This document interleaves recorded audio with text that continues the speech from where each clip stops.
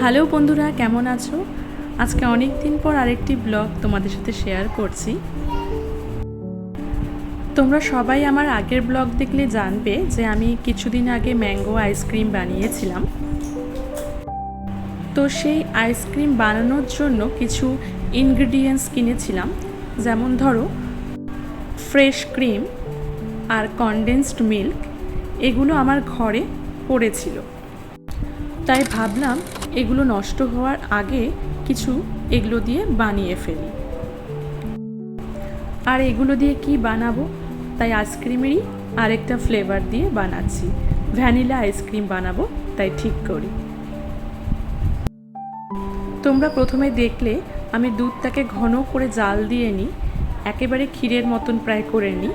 তারপর condensed milk আর fresh ক্রিমটাকে মিক্সিতে grind করে নিই। তোমরা ব্লেন্ডারেও ব্লেন্ড করে নিতে পারো। এরপর সেই ক্ষীরের মতন দুধটা ঢেলে দিই। আমার ক্ষীরটা একটু বেশি ঘন হয়ে গেছিলো, তাই আমি এক্সট্রা করে আবার মিল্ক অ্যাড করি। তোমরা বেশি ফুটাবে না। তারপর অ্যাড করে দিই 1 স্পুন ভ্যানিলা এসেন্স। তারপর ভালো করে গ্রাইন্ড করে রেডি করে নিই। তারপর একে একে গ্লাসগুলো সাজিয়ে ফেলি।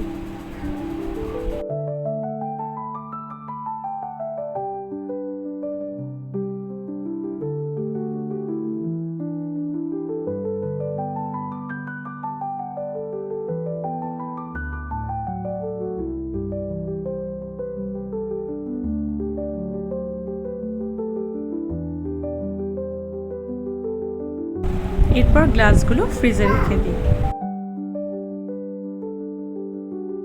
মিনিমাম 3 ঘন্টা রাখতেই হবে। 3 ঘন্টা পর আমার তৈরি হয়ে যায় ভ্যানিলা আইসক্রিম।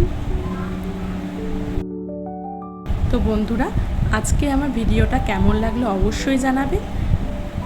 আর যারা আমার ভিডিওটা নতুন দেখছো, তারা প্লিজ আমাকে একটু সাবস্ক্রাইব করে দিও। বাই।